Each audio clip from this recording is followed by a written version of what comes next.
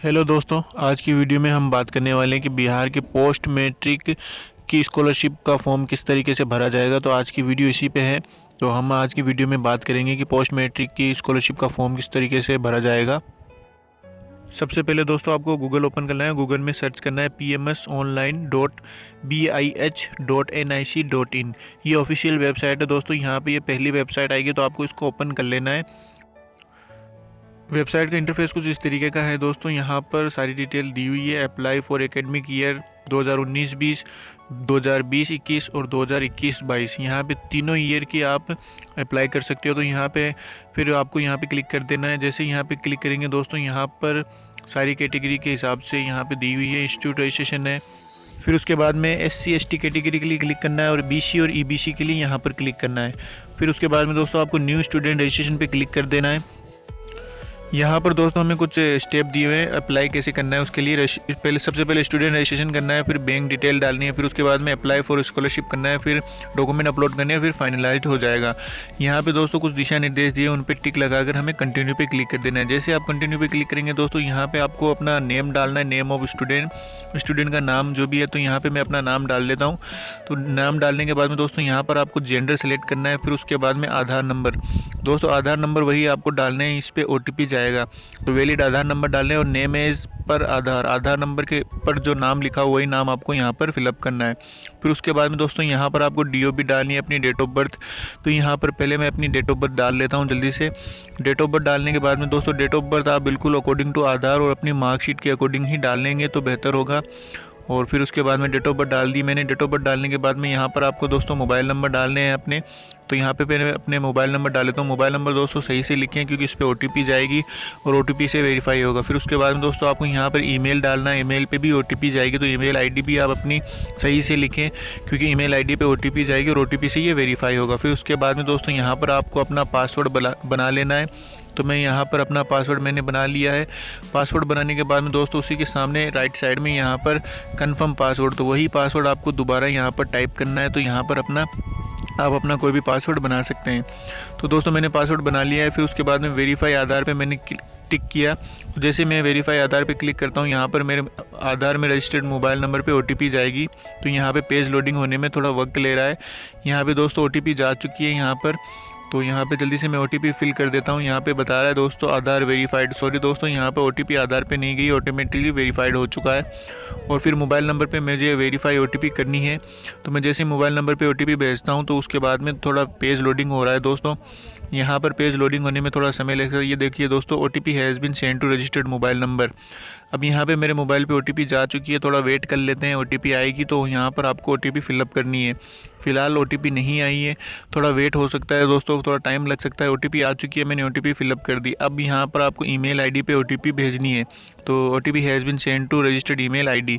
इन तीनों पे OTP भेजकर आपको पहले वेरीफाइड करना होगा, फिर ये फॉर्म आगे बढ़ेगा। तो यहाँ पे ईमेल पे भी मेरे OTP जा चुकी है। थोड़ा वेट कर लेते हैं, OTP आएगी फिर OTP आपको फिलअप करनी है। यहाँ पे OTP आ चुकी है, मैं OTP फिलअप कर दिया मैंने। यहाँ पे OTP वेरीफाइड हो चुकी है। फिर उसके बाद में आपको प्रीव्यू बिफोर रजिस्ट्रेशन पे क्लिक करना है। यहाँ पे दोस्तों उससे पहले क्लिक करने से पहले आपको कैप्चा फिलअप करना पड़ेगा। कैप्चा डालने के बाद में यहाँ पर आपको टिक कर देना है।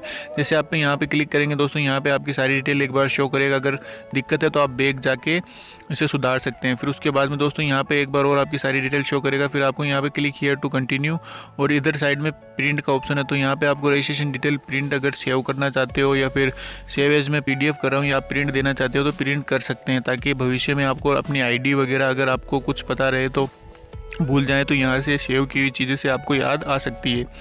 तो यहाँ पर दोस्तों मैंने अपनी डिटेल सेव कर ली है। फिर यहाँ पे क्लिक हियर टू कंटिन्यू पे क्लिक कर देंगे। जैसे कंटिन्यू पे क्लिक करेंगे दोस्तों, यहाँ पर आपको यूज़र ID और पासवर्ड फिर से फिलअप करने होंगे, लॉगिन करना होगा। तो यहाँ पे मेरे जो यूज़र ID गई थी, मैंने जो सेव की है, तो मैं वहाँ से जाके यूज़र ID कॉपी करके ले आऊँगा। तो यहाँ पे मैंने सेव की थी, यहाँ पर देखिए दोस्तों ये रही मेरी यूज़र ID। तो यहाँ पे यूज़र ID और मेरी सारी डिटेल जो मैंने सेव की थी यहाँ से मैं कॉपी कर लेता हूँ। कॉपी करने के बाद में दोस्तों वहाँ पर वापस उस वेबसाइट पे जाएंगे। वेबसाइट पर जाकर दोस्तों यहाँ पर आपको पेस्ट कर देनी है। तो जैसे मैंने पेस्ट करने के बाद में फिर यहाँ पर मैं अपने पासवर्ड फिलअप करूँगा। तो यहाँ पे पासवर्ड मुझे अपने पासवर्ड लगाने हैं जो भी आपने पासवर्ड लगाए थे दोस्तों। और ये यूज़र ID और पासवर्ड आपको मैसेज द्वारा भी भेज दिया जाएगा मोबाइल नंबर पर और ईमेल ID पे। फिर उसके बाद में कैप्चा फिलअप करके आपको लॉगिन पे क्लिक कर देना है। जैसे दोस्तों यहाँ पे आप क्लिक करेंगे तो आपको ऊपर आपका नाम शो करेगा और यहाँ पे बता रहा है यू हैव नॉट अप्लाइड। यहाँ पर आपको bank detail update your bank detail पे क्लिक कर देना है। जैसे आप इस पर क्लिक करेंगे यहाँ पर दोस्तों आपकी बैंक डिटेल और पर्सनल डिटेल फिल होगी। यहाँ पर स्टूडेंट नेम बाय डिफ़ॉल्ट लिखा हुआ है, आपको यहाँ पर फादर नेम लिखना है। तो यहाँ पे मैं अपना फादर नेम लिख रहा हूँ। फिर उसके बाद में दोस्तों यहाँ पे आपको अपना मदर नेम डालना है, जो भी आपका मदर नेम है। दोस्तों ये सारी चीज़ें आप अकॉर्डिंग टू मार्कशीट डालेंगे तो ज़्यादा बेहतर रहेगा। और फिर उसके बाद में दोस्तों यहाँ पर आपको जेंडर और कैटेगरी सेलेक्ट कर लेनी है, जो भी आपकी कैटेगरी वो कैटेगरी सेलेक्ट कर लेनी है। कास्ट यहाँ पर जो भी आपकी कास्ट यहाँ पे शो हो रही है तो वो कास्ट आपको यहाँ से सेलेक्ट कर लेनी है। दोस्तों ये सारी चीज़ें आप अकॉर्डिंग टू डॉक्यूमेंटली करेंगे या फिर आप जो एक्चुअल है वो उस हिसाब से करेंगे तो ज़्यादा बेहतर रहेगा। और कई बार क्या होता है कि लोग मतलब इन सब चीज़ों में कंफ्यूज हो जाते हैं, तो ऐसा कंफ्यूज नहीं होना है दोस्तों। आपको अपने हिसाब से अकॉर्डिंग टू आप ही की डिटेल आप ही को भरनी है, तो इसमें कंफ्यूज होने की कोई आवश्यकता नहीं है। आप अपनी डिटेल अपने हिसाब से जो आपकी रियल डिटेल है वो आप भर सकते हैं यहाँ पर। तो यहाँ पे मैं अपनी कास्ट सेलेक्ट कर लेता हूँ। कास्ट सेलेक्ट करने के बाद में दोस्तों यहाँ पर सब कास्ट का ऑप्शन है, अगर सब कास्ट रहती है तो आपको वो सेलेक्ट कर लेनी है, अन्यथा कोई इशू नहीं है, नहीं सेलेक्ट करनी है आपको। यहाँ पर आधार नंबर आपके बाय डिफ़ॉल्ट शो हो रहे हैं, तो आपको यहाँ पर आधार नंबर अपने देख लेने हैं, जो भी आपके आधार नंबर है। तो अगर आप पहले से डले हुए हैं तो कोई इशू नहीं है। फिर उसके बाद में दोस्तों यहाँ पर सब कास्ट है तो सब कास्ट नहीं है मेरे केस में, तो मैं इसे छोड़ देता हूँ। फिर उसके बाद में दोस्तों यहाँ पर नीचे आना है। नीचे आने के बाद में डेट ऑफ बर्थ आपको एक बार फिर से फिलअप करनी है। डेट ऑफ बर्थ डालने के बाद में दोस्तों यहाँ पे इन दिव्यांग यहाँ पर नो कर देना है, विकलांग का वगैरह का यहाँ पे पूछता है तो यहाँ पे नो कर देना है। फिर उसके बाद में आपको होम डिस्ट्रिक्ट अपना सेलेक्ट कर लेना है, जो भी आपका होम डिस्ट्रिक्ट है वो यहाँ पर आपको सेलेक्ट कर लेना है। फिर उसके बाद में होम ब्लॉक आपको सेलेक्ट करना है दोस्तों। यहाँ पे मैं अपना होम ब्लॉक जो भी है मेरा सेलेक्ट कर लेता हूँ। फिर उसके बाद में दोस्तों यहाँ पर आपको क्या करना है, अपना कॉरेस्पॉन्डेंस एड्रेस डालना है। पत्राचार का जो भी आपका पता है वो आपको यहाँ पे अपना पता पूरा का पूरा पता आपको यहाँ पे फिल कर देना है दोस्तों। पता फिल करने के बाद में दोस्तों यहाँ पर आपको सामने की ओर एक पिन कोड का ऑप्शन है, तो यहाँ पे पहले मैं अपना पता लिख देता हूँ। पता लिखने के बाद में दोस्तों यहाँ पर आपके नीचे सेम एज परमानेंट एड्रेस यहाँ पे आपको क्लिक कर देना है। तो आपका जो पत्राचार और परमानेंट दोनों एड्रेस सेम होना चाहिए। अगर सेम है तो आप यहाँ पे सेम एज पे क्लिक कर देंगे। फिर उसके बाद में पिन कोड डालना है आपको दोस्तों। पिन कोड डालने के बाद में आपको फिर यहाँ पे नीचे आनी है। नीचे आने के बाद में दोस्तों यहाँ पर आपको अपनी बैंक डिटेल फिलअप करनी है। तो सबसे पहले आपको अपना IFSC कोड यहाँ पर फिलअप करना है दोस्तों। बैंक डिटेल आप अपने हिसाब से सही भरेंगे ताकि जो भी हो आपको बैंक डिटेल आपको यहाँ पर सही बननी है। फिर उसके बाद में ब्रांच नेम आपको डाल देनी है और बैंक अकाउंट नंबर। यहाँ पर दोस्तों आपको बैंक अकाउंट नंबर भी आपको सही से फिलअप करना है और एक बार री एंटर करना है बैंक अकाउंट नंबर।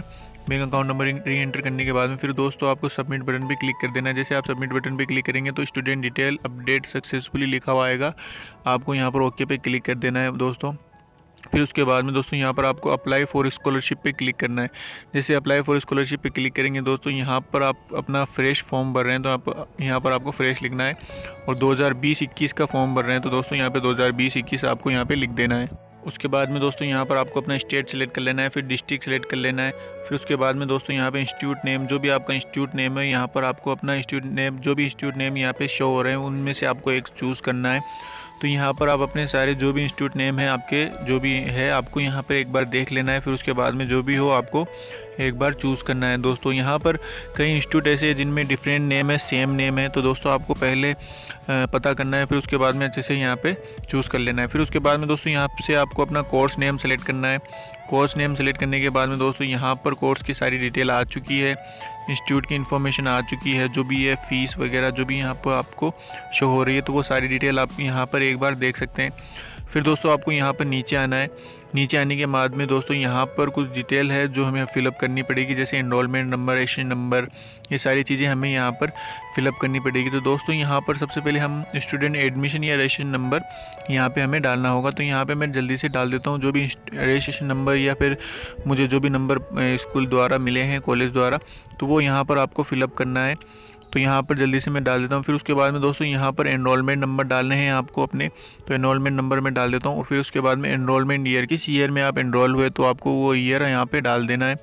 फिर उसके बाद में दोस्तों यहाँ पर कोर्स का सेशन कितना है, लंबा है, 1 ईयर का है, कितना है, जो भी है तो वो यहाँ पर आपको सिलेक्ट कर लेना है। पासिंग ईयर, प्रेजेंट ईयर, जो भी है आपका वो यहाँ पर आपको सेलेक्ट कर लेना है। फिर उसके बाद में क्लास है आपकी, कौन सी क्लास है वो यहाँ पर आपको सेलेक्ट कर लेनी है।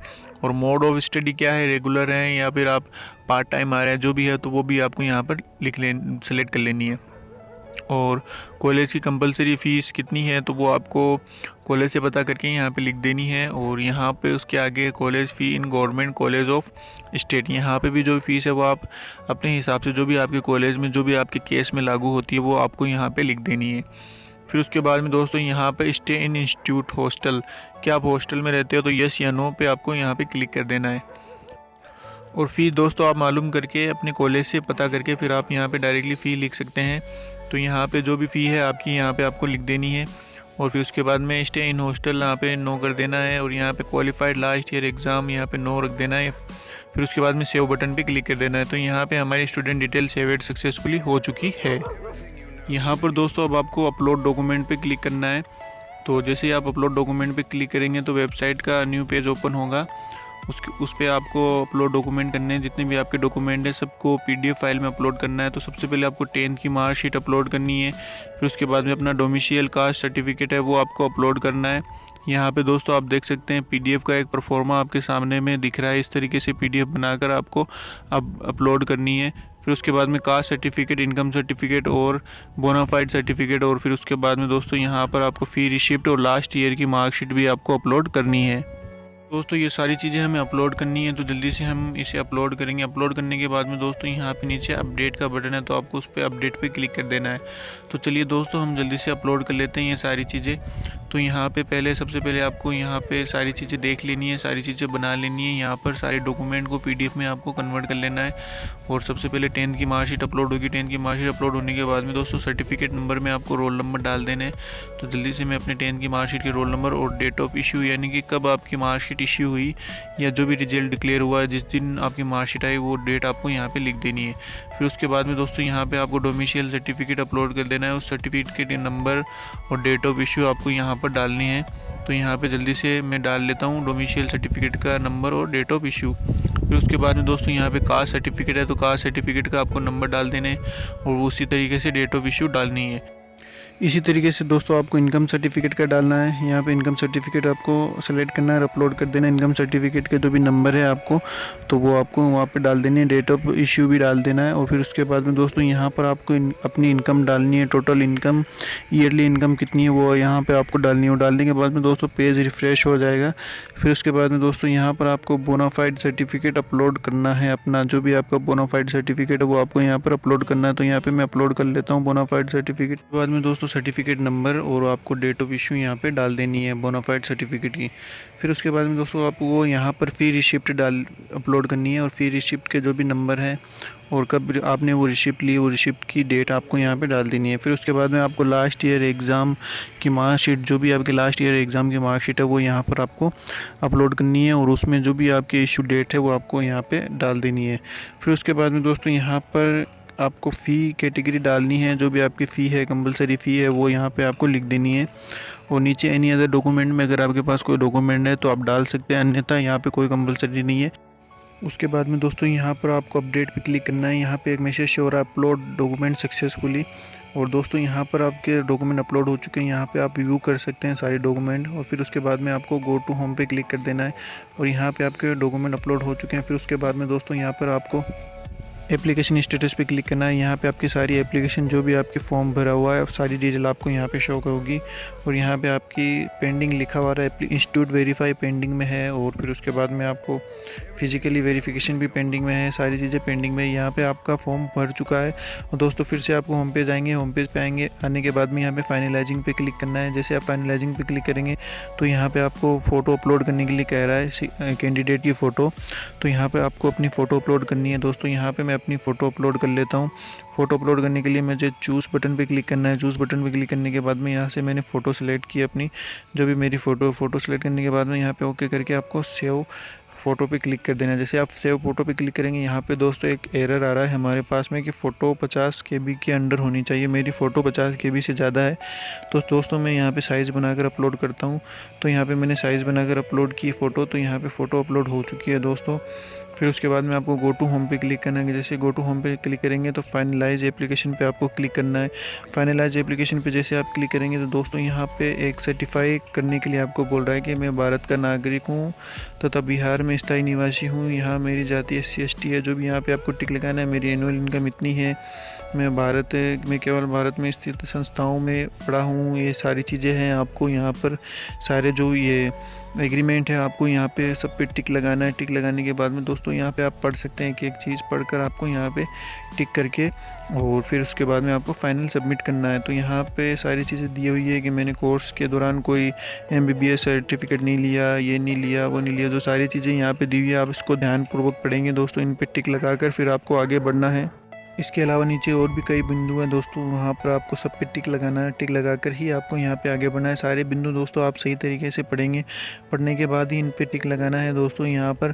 फिर उसके बाद में और मैं नीचे आ जाता हूँ। नीचे आने के बाद में देख लेते हैं दोस्तों और क्या क्या बिंदु है। इन सब चीज़ों को आप, वीडियो लंबी हो जाएगी इसलिए मैं पढ़ नहीं पा रहा हूँ, मैं शॉर्टकट से ही इनको आगे की ओर बढ़ रहा हूँ। यहाँ पर दोस्तों आपके मोबाइल नंबर शो हो रहे हैं, आपको जनरेट OTP पे क्लिक करना है और OTP डालकर फाइनल सबमिट कर देना है। फिलहाल मैं फाइनल सबमिट नहीं करूँगा क्योंकि मुझे अभी और रिव्यू करना है इस फॉर्म को। आपको दोस्तों जनरेट OTP पे क्लिक करके OTP आएगी, OTP फिल करके आपको यहाँ पे फाइनल सबमिट पे क्लिक करेंगे तो आपका फॉर्म पूरी तरीके से भर जाएगा। तो दोस्तों आज की वीडियो में इतना ही। अगर वीडियो अच्छी लगी हो तो सब्सक्राइब करें और लाइक करें दोस्तों।